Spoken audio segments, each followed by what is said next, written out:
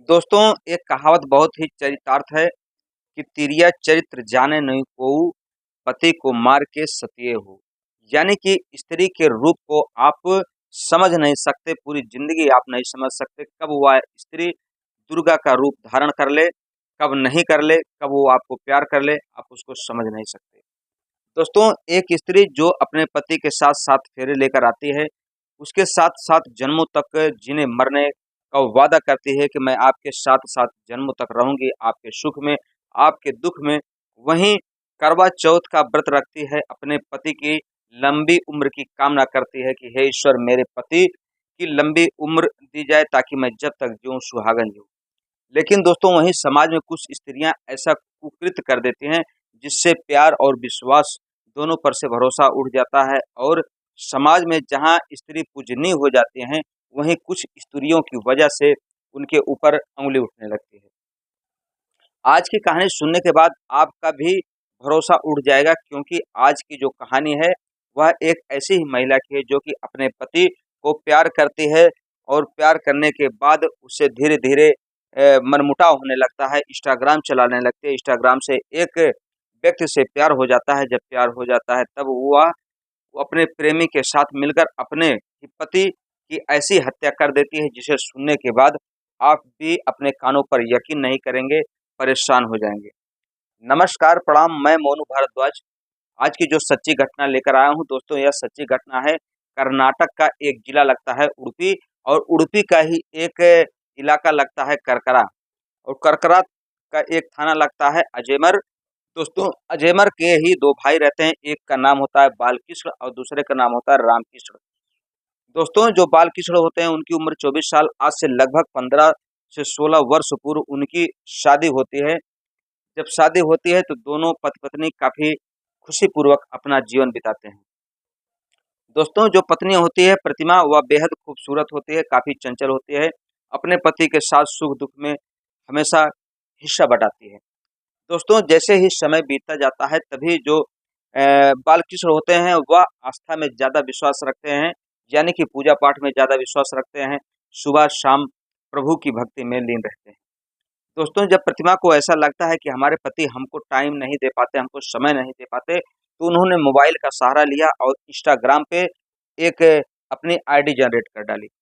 दोस्तों, इंस्टाग्राम पे रील बनाते-बनाते उसका एक दोस्त होता है जिसका नाम होता है दिलीप हेगड़े। दोस्तों, जिसकी उम्र लगभग 28 साल होती है, वह उससे चैटिंग करने लगती है और चैटिंग करते-करते दोनों की बातें होती हैं।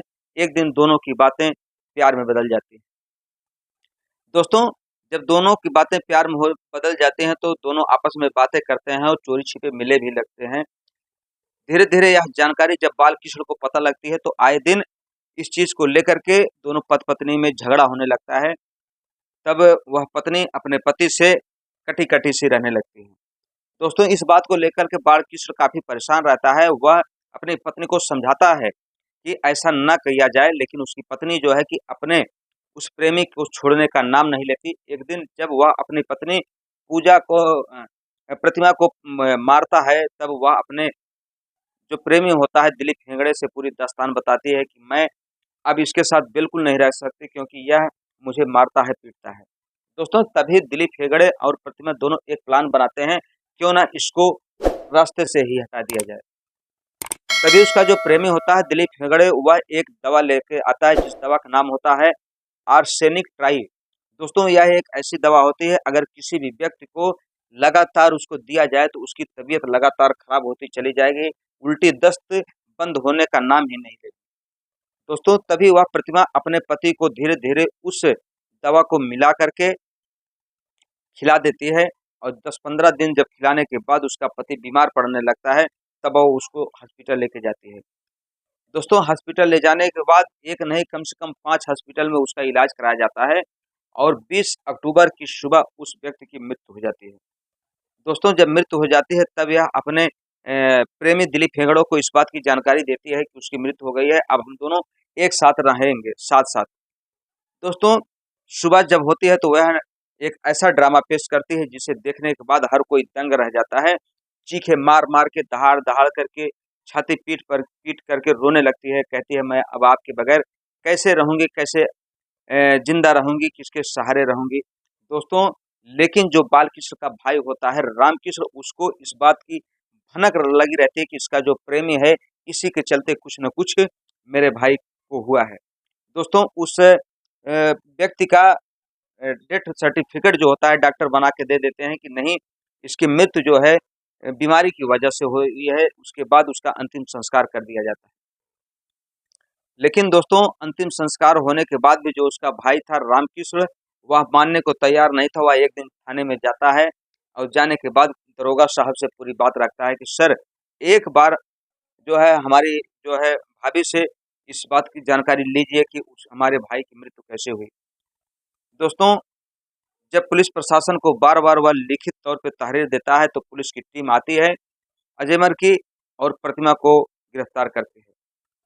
गिरफ्तार करने के बाद जब उसको थाने का लेकर जाती है, तो थाने पर उससे पूछताछ होती है, तो वह बहुत ही सुयोजित ढंग से जो कहानी बनाई रहती है उसको बयां करते हैं कि सर, पूरा समाज जानता है, पूरा गांव जानता है, पूरा क्षेत्र जानता है कि मेरे पति की जो मृत्यु हुई है वह उसकी बीमारी के चलते हुई है। मेरे पास उसका डेथ सर्टिफिकेट है, डॉक्टर साहब के द्वारा उसका मेडिकल है। दोस्तों, उसको फिर से क्लीन चिट मिल जाती है, लेकिन जो उसका भाई था उसकी आत्मा अंदर ही अंदर से क्रोध रही थी। वह अपने आप को माफ नहीं कर पा रहा था। वह सोच रहा था कि मेरे भाई के साथ जरूर न कहीं अन्याय हुआ है।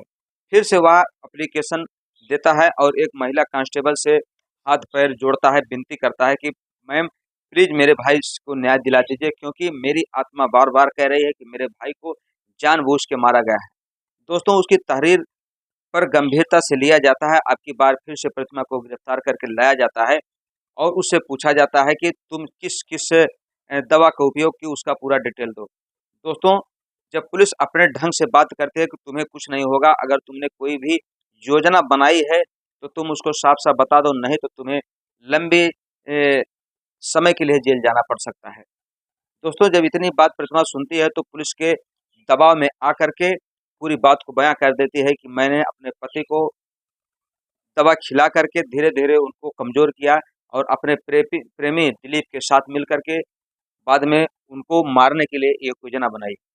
तब उससे पूछा गया कि आखिर तुम्हें यह दवा किसने दिया, तो वह बताती है कि जो उसका प्रेमी है दिलीप हेगड़े, वह ला करके उस दवा को देता है। दोस्तों, तुरंत पुलिस की टीम सतर्क होती है और सुनने के बाद दंग हो जाती है कि एक महिला जो कि अपने पति के साथ साथ फेरे लेकर आई है और 7 जन्मों तक जीने मरने की कस्में खाई है, वह महिला अपने पति को कैसे मौत के घाट उतार सकती है। दोस्तों, तभी दिलीप को गिरफ्तार किया जाता है। दिलीप को गिरफ्तार करने के बाद पुलिस की टीम तमाम धाराओं के अंतर पूजा, प्रतिमा और दिलीप को जेल भेज देती है। दोस्तों, हमारा समाज कहाँ जा रहा है? क्यों ऐसी आए दिन घटनाएं होते जा रही हैं? क्योंकि जो स्त्री पूजनीय है, जिसकी पूजा की जाती है, वह स्त्री अपने पति अगर उसका साथ में है तो उसकी इच्छाएं पूरी नहीं होती। अगर वह पति परदेश चला जाता है तो वह किसी दूसरे मर्द के साथ, किसी दूसरे लड़के के साथ अफेयर शुरू कर देती है, प्रेम प्रपंच शुरू कर देती है। वैसे आप इस महिला की कहानी सुनने के बाद उस महिला प्रतिमा को क्या कहेंगे, कमेंट बॉक्स में जरूर लिखें। दोस्तों, अब दोनों, वह प्रेमी प्रेमिका जेल में है, उनका आने वाले समय में जमानत होगी या नहीं होगी, ये समय बताएगा। उनको क्या सजा मिलेगी, ये न्यायालय तय करेगा। दोस्तों, हमारी कहानी कहने का उद्देश्य किसी के दिल को ठेस पहुंचाना नहीं, बल्कि आपको सतर्क करना, आपको जागृत करना है। मिलते हैं हम आपसे अगले वीडियो में। तब तक के लिए आप अपना ख्याल रखें, स्वस्थ रहें, मस्त रहें।